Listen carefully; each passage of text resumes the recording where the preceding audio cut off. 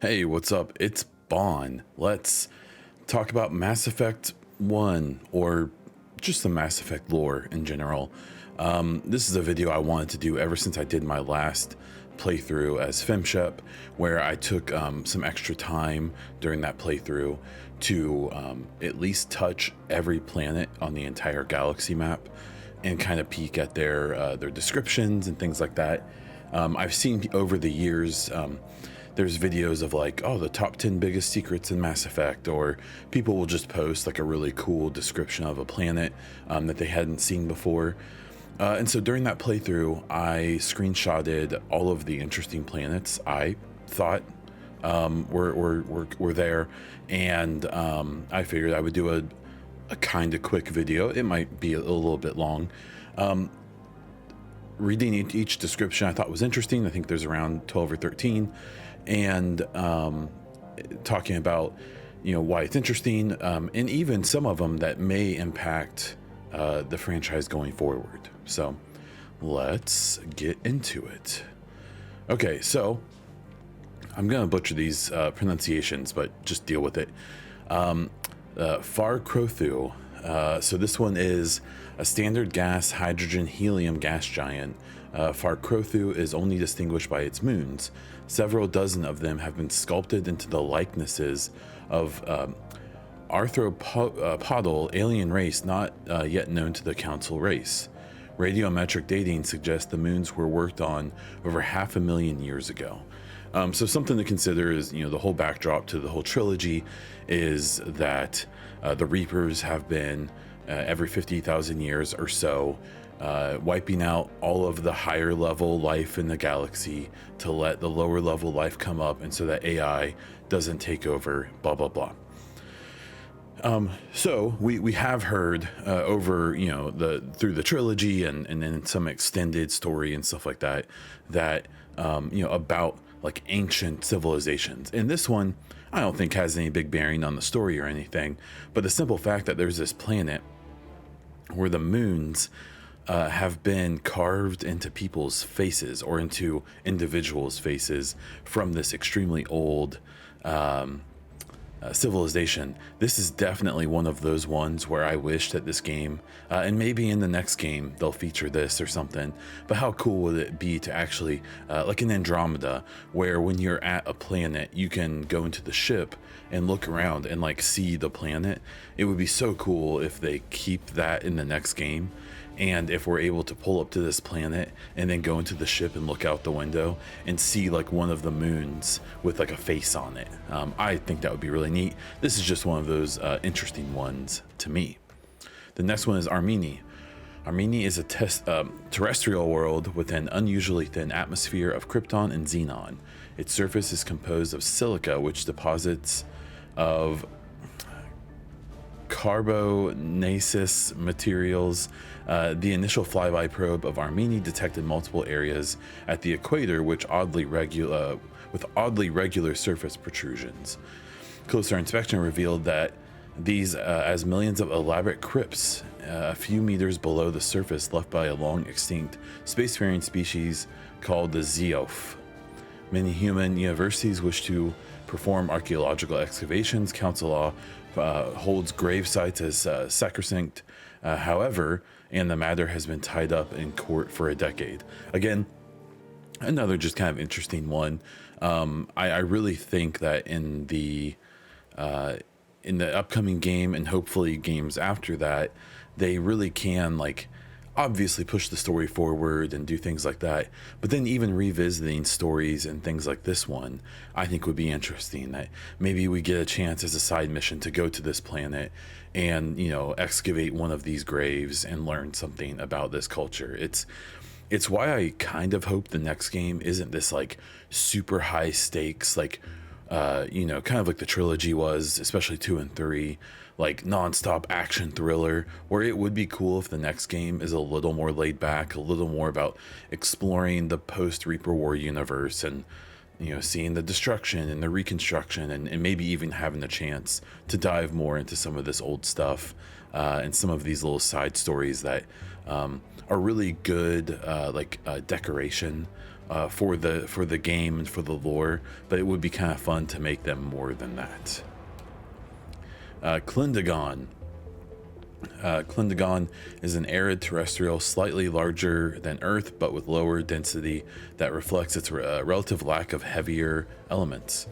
The crust is composed of tin and aluminum, and the wide deserts of dust, fine sand that are easily stirred by the wind.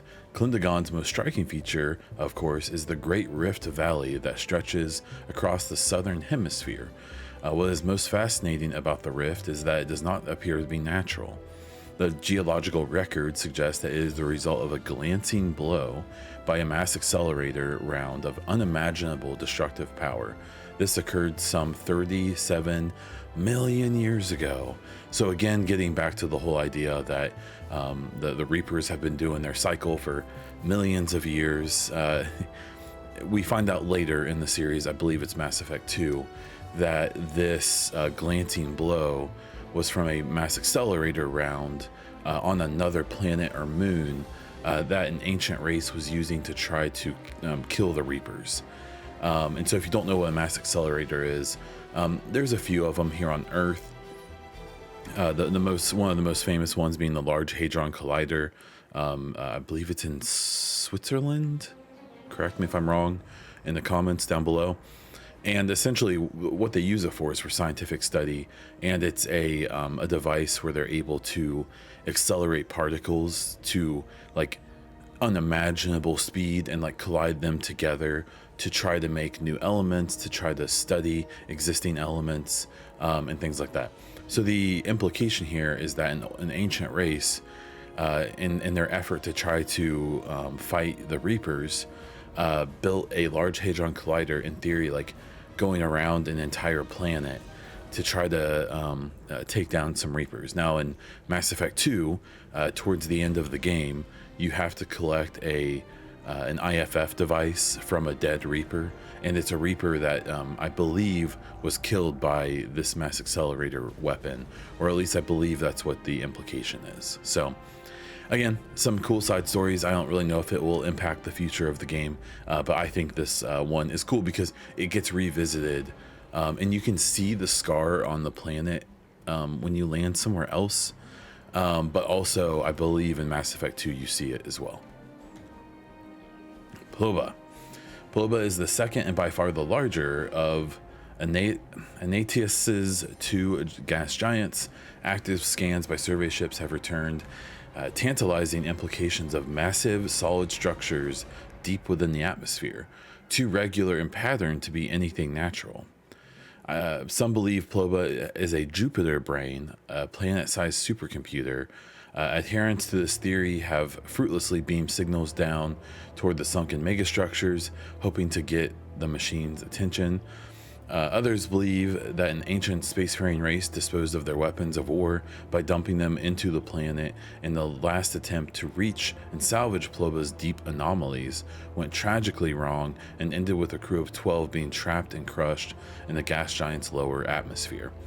So this one's kind of interesting. I don't know if it's supposed to be some kind of reference to the Leviathans that we learn about in Mass Effect 3 in the DLC, or if this is supposed to be some kind of possible, like it talks about this Jupiter brain where it may be some kind of supercomputer structures all connected deep down this planet that they're untouchable from the outside, and maybe there's some nefarious things going on there. This kind of goes back to what I said before, where these kind of stories would be fun to explore if the next game isn't this like super high stakes race to the end, where there is the opportunities to learn more about the existing galaxy and things like that.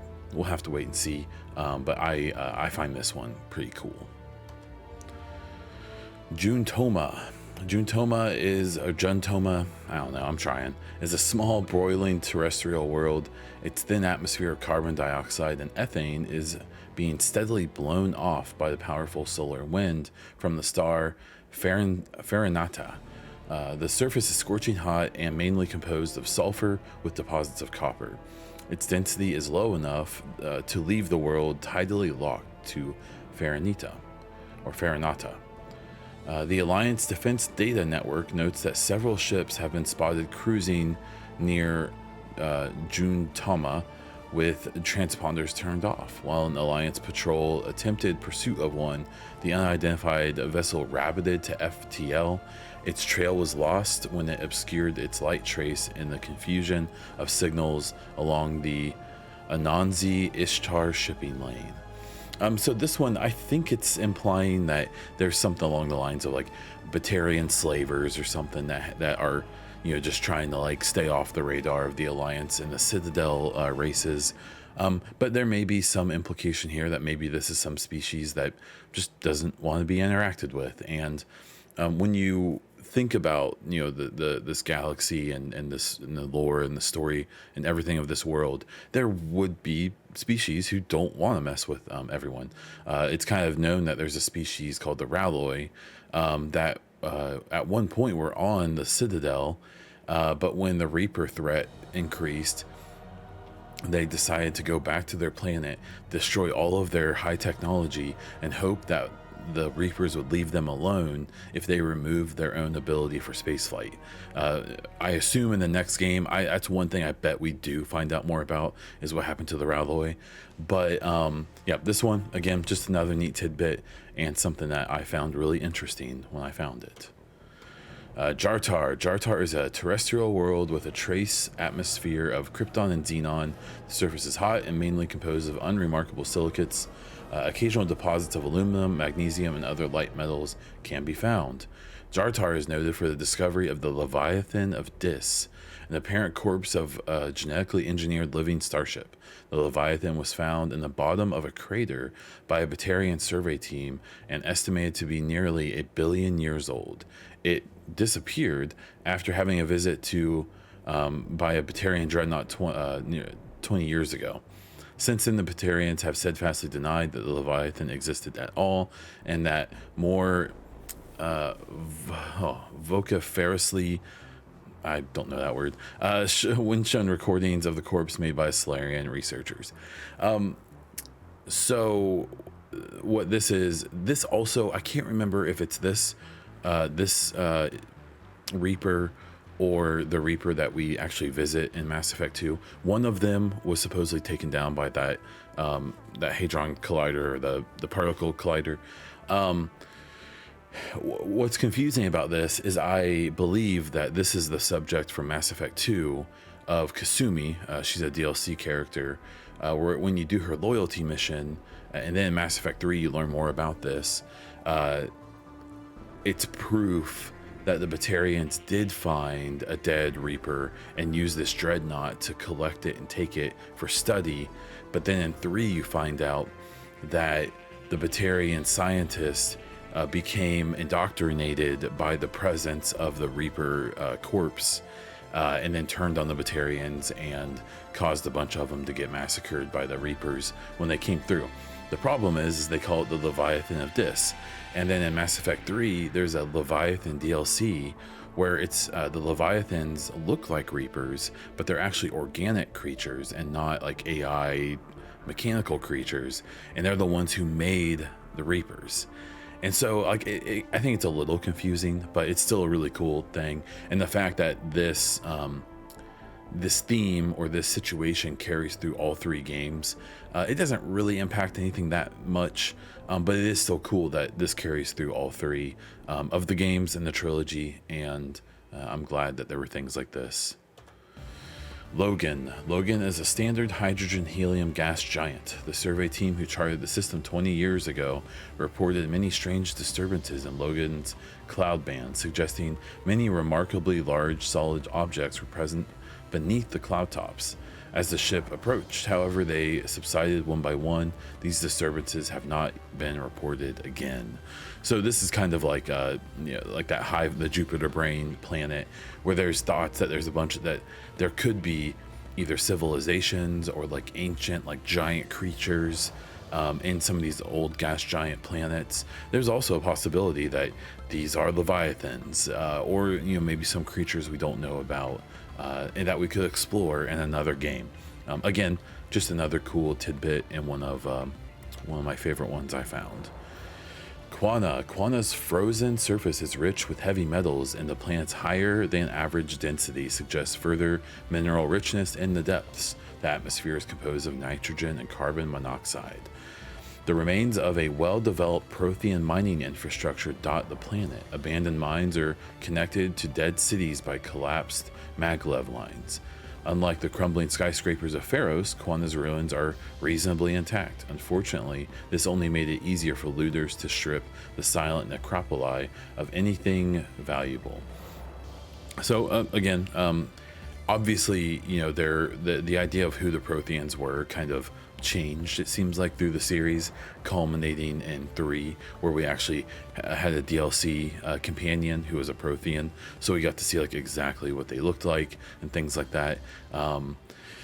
And we learn more about them in the series, and I think this is one of those cool moments where it would be interesting, say like, we still have like our Prothean companion in the next game. Maybe we could go visit something like this and get their input on it.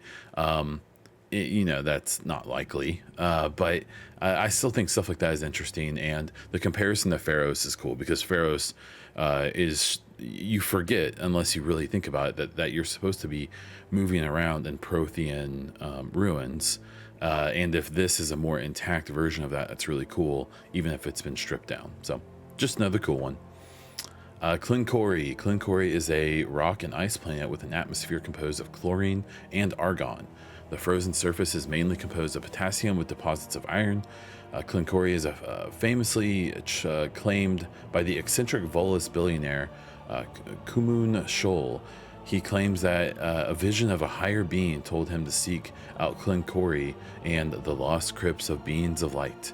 These entities were supposedly created at the dawn of time to protect organic life from synthetic machine devils. Shoal has been excavating on Clinkori's toxic surface for 2 decades at great expense. No government has valued the world enough to evict this small army of mercenaries. Yeah, so the whole idea of the machine devils, that's almost certainly a reference to the Reapers. The lost crypts of beings of light, that's a little more mysterious, at least to me. I'm wondering if that is supposed to be some kind of, if it's the Leviathans, maybe they were seen as a possible savior, or maybe just someone made up some cool lore in here and wanted to talk about this crazy billionaire, the Volus, that decided to stick around. I believe this comes up in Mass Effect 3 and maybe 2, where there's like an update of like, after the Reaper threat was identified, interest in this planet became much bigger, but I think it gets referenced in Mass Effect 3 that they just got like wiped out by the Reapers, maybe because the Reapers knew they were onto something. So kind of an interesting one, and one that I enjoyed falling upon. Priscilla. Priscilla is a terrestrial world so small it cannot retain even a trace atmosphere. The surface is frozen and composed of magnesium silicates with carbonaceous deposits. In the recent past, a pirate band from the Terminus systems carved a message into the surface using ship-based laser weapons. In 100-meter wide Batarian syllabic, the message proclaims the military prowess and virility of one Captain Zaish. A smaller postscript alludes to the questionable parentage of all humans. So basically, it talks about how this captain is a strong military leader and can smash, and then makes fun of humans. So that's very Batarian-y. This one's just funny. I just enjoy little tidbits like that. Again, if this was like one of the newer games, like if it was like, say the next game has that location feature of Andromeda, where you can see the planet you're at outside the window, this would be one of those cool ones to see and actually see this message with your own eyes. Grammar. Grammar is a rocky terrestrial world with a trace atmosphere of krypton and xenon. The frozen surface is mainly composed of copper with deposits of calcium. Prior to the Alliance's expansion into the Voyager cluster, Grammar hosted one half of a Turian interferometric telescope array. connected with a similar telescope in the Attican Beta Cluster by an expensive chain of FTL comm buoys. The two functioned as a single virtual lens with an effective aperture equal to the thousands of light years between them. The Turians used this to chart the terminus system's great accuracy. The only reason I found that this one's just kind of neat in general that they had this like super telescope, but this is also interesting because I think it's slightly referencing a reference that we get that the Geth basically put a bunch of relays together and tried to use it as like a super telescope to look into like Andromeda and stuff like that. That's where you see some theories that people have come up of that maybe the Geth have tried to investigate Andromeda as well, fearing that they were going to be destroyed in the Milky Way. That's all kind of speculation at this point, but just another cool one. Thashaka.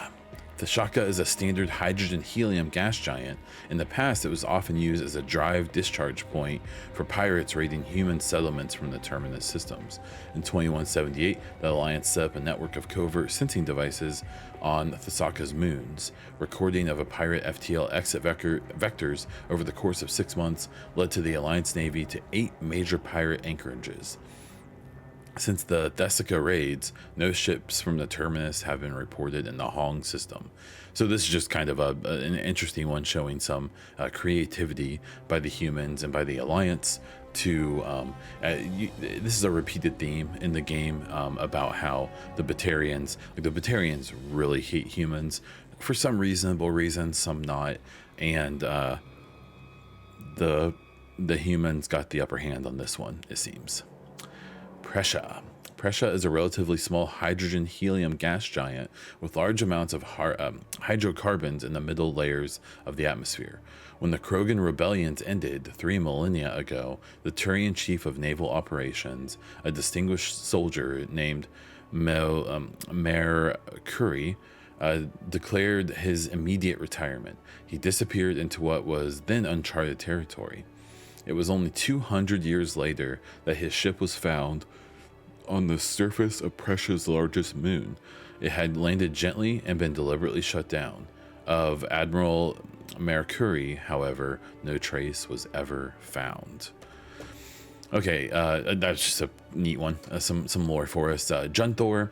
Junthor is a large terrestrial planet with a thick atmosphere of carbon dioxide and chlorine. The surface is mainly composed of aluminum with deposits of nickel. Surveyors found the ruins of a technical civilization near the equator, evidently the colony of an ancient spacefaring race. The ruins had subsided to almost nothing, merely wind-hollowed husk of archaeologies and other megastructures. In the center of the ruins was a single column whose inscriptions defied translation for several centuries. When Asari linguists finally managed a translation, the elaborate relief carvings said merely, "Walk among these works and know our greatness." The crude scratches on the base of the reverse side said, "Monsters from the id." So to me, this is just another reference to probably a civilization that got wiped out by the Reapers and wasn't obviously able to fight them off. Just again, stuff like this, it would be cool just to be able to land on the planet and check some of this stuff out, even if it's like not this big giant full world, but even just something fairly minor just to see it, because it sounds so awesome. Zaruk's nitrogen argon atmosphere is being blasted away by the solar wind of the blue giant Grissom. Its surface consists of seas of loose silica dust, some kilometers deep, which periodically swirl into global sandstorms. Many unmanned probes to Zarux have been lost over the years, though investigation has attributed all of them to mechanical failure or computer error. A popular extranet meme insists that the entire planet is composed of dormant nanotechnology, created millennia ago by a race even more advanced than the Protheans. According to the story, Zarux's silica dust is actually disassembler robots which periodically awaken to defend themselves. Though discounted by every reputable scientist, this theory has been popularized by a series of sensationalistic texts by Asari author Dalze Orthaiza.